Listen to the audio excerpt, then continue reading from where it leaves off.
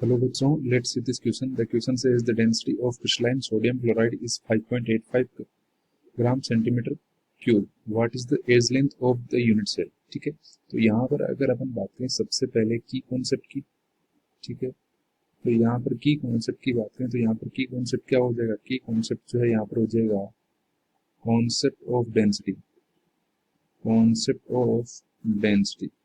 ठीक है, ये की कॉन्सेप्ट हो जाएगा.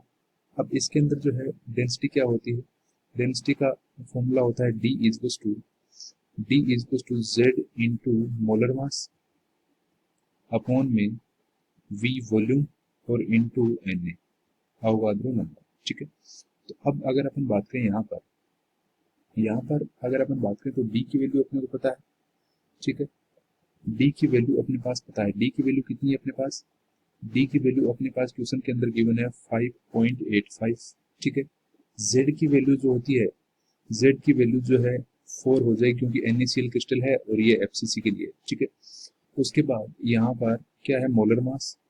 मोलर मास कितना हो जाएगा, मोलर मास जो है सोडियम का 23 प्लस और क्लोरीन जो है उसका कितना हो जाएगा, क्लोरीन का हो जाएगा यहाँ पर 35.5. तो ये टोटल कितना हो जाएगा 58.5 यहाँ पर हो जाएगा. ठीक है, उसके बाद Na की वैल्यू अपने को पता है, Na की वैल्यू ये फिक्स है 0.602 इंटू 10⁻23. ठीक है, और क्या रह गया, वॉल्यूम. वॉल्यूम क्या होता है, वॉल्यूम होता है ए क्यूब होता है, किसी भी क्यूब का वॉल्यूम ए क्यूब होता है. और ए की वैल्यू जो है अपने को निकालनी है, ए की तो एज लेंथ तो अपने को चाहिए. ठीक है, तो अब जो है इसके अंदर सिंपल है, इसके अंदर वैल्यू पुट कर देंगे, वैल्यू पुट कर देंगे तो अपने पास आंसर आ जाएगा. ठीक है, अब वैल्यू पुट अगर अपन करने जा रहे हैं तो यहाँ पर डी इज कितना हो जाएगा,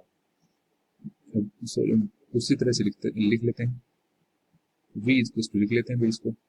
ठीक है, तो v इज इसके अंदर ए क्यूब हो जाएगा, v की जगह ए क्यूब कर देते हैं, a cube is to z. Z की वैल्यू कितनी हो जाएगी, जेड की वैल्यू यहाँ पर हो जाएगी, जेड की वैल्यू 4, मोलर मास कितना हो जाएगा 58.5 अपॉन में डी की वैल्यू डेंसिटी, डेंसिटी कितनी है अपने पास, डेंसिटी कितनी है, डेंसिटी 5.85 इंटू Na की वैल्यू 6.02 इंटू 10⁻23. और इसको सॉल्व करते ही अपना आंसर जो है ए की वैल्यू अपने पास आ जाएगी. ठीक है, ए की वैल्यू अपने पास आ जाएगी तो अब जो ए इज कितना हो जाएगा, ए क्यूब इज कितना हो जाएगा, ए क्यूब इज हो जाएगा अपने पास, जब अपन उसको सोल्व करेंगे तो ये आ जाएगा 4 को जो है 58.5 से मल्टीप्लाई करेंगे तो ये आता है 234.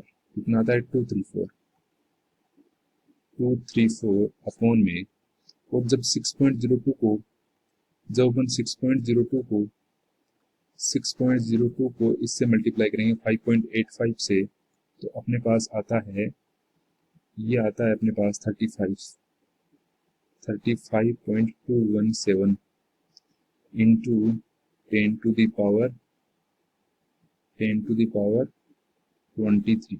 ठीक है जी, अब जब इसको सोल्व करते हैं तो a इज आता है अपने पास, इन दोनों को जब अपन डिवाइड करते हैं तो ये आता है 6.64 इंटू ऊपर की तरफ चला जाएगा 23, तो ये माइनस के अंदर 23 चला जाएगा.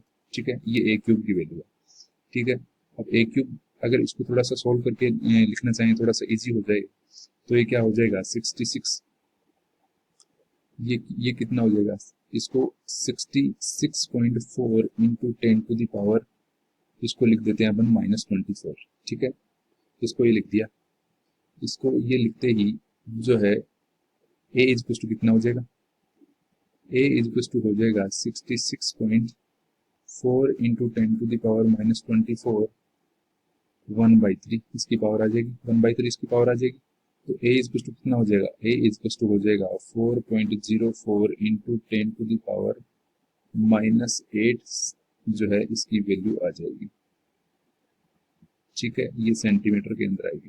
ठीक है, तो ये जो वैल्यू है ये यहाँ पर इसको सोल्व करने पर आ जाएगी, सोल्व करने पर आ जाएगी तो a की वैल्यू यहाँ पर अपने पास आ चुकी है. तो a 4.04 इंटू 10⁻8, ये कौन से ऑप्शन के अंदर गिवन है, 4.04 या फिर 6, ये पहले ऑप्शन के अंदर गिवन है 10⁻8 सेंटीमीटर. तो first option will be the correct answer for this question. Hope you will understand. Thank you.